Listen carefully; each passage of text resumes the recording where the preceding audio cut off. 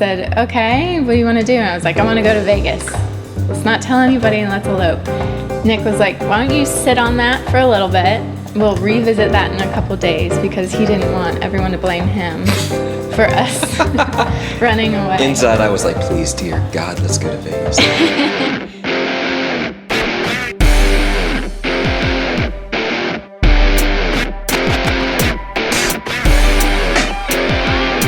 We slipped off one weekend with 2 friends, stole my stepdad's frequent flyer miles to fly first class, and got married in the cheesiest chapel we could find, the little white wedding chapel, which I love. It was one of the best decisions, I think, that we made. And one of the most ironic when you consider that we now own a wedding venue.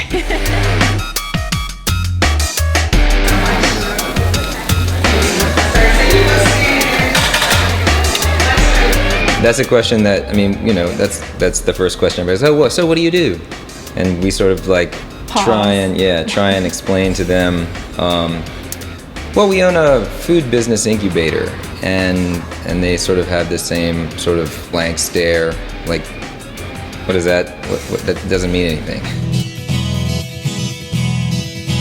It started out as just the kitchen. It started out growing these food businesses, and the front room opened in September of 2012, and we host weddings, corporate events. December is slam-packed with holiday parties, bar and bat mitzvahs.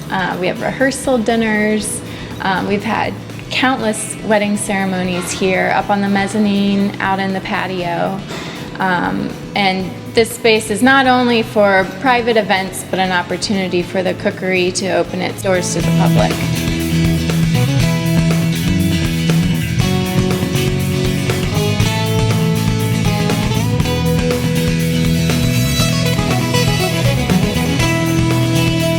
When we gutted the space, we kept the floor, we kept the brick walls, we kept the roof.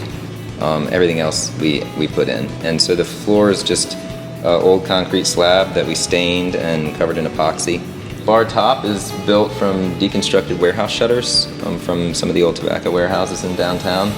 And then the front of the bar is built from 3 sections of an old 3-legged water tower that used to stand downtown where Measurement Inc. is now. And the tow rail on the front of the bar down the bottom is trolley track from West Chapel Hill Street, which is the street right out front. Our main goal for this space is for people to be able to walk in, whether you're wearing jeans or a formal gown, and feel comfortable.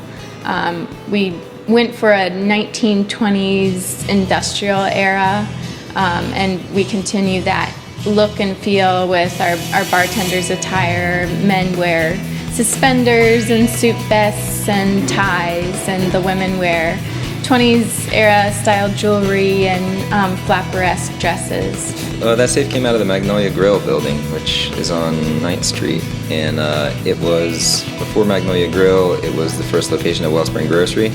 And before that, it was another grocery.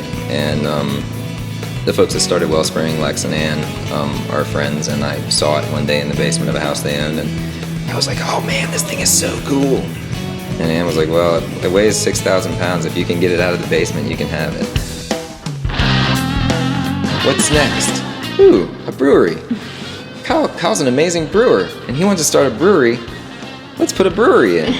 Kyle Jansen, who's the brewer, and David Baldwin, who's the third partner, and myself came together and created Ponysaurus Brewing Company, which is right up there. It's the most ridiculous brewery in America. It's 125 square feet, and it's 13 feet off the ground with no stairs going to it. Well, we're going to be brewing a mix of some Belgian-style ales, kind of some French and Belgian ales, and some American ales. You know, we're really committed to brewing the beers that we want to brew.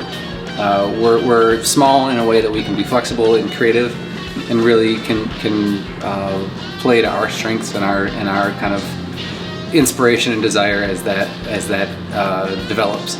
We'll put out a tiny amount of beer, maybe 300 barrels, 600 kegs of beer a year. Just tiny craft batch, small batch, delicious beer. It is. It's delicious beer. I'm totally biased, but I'm really happy that it is as good as they say it is.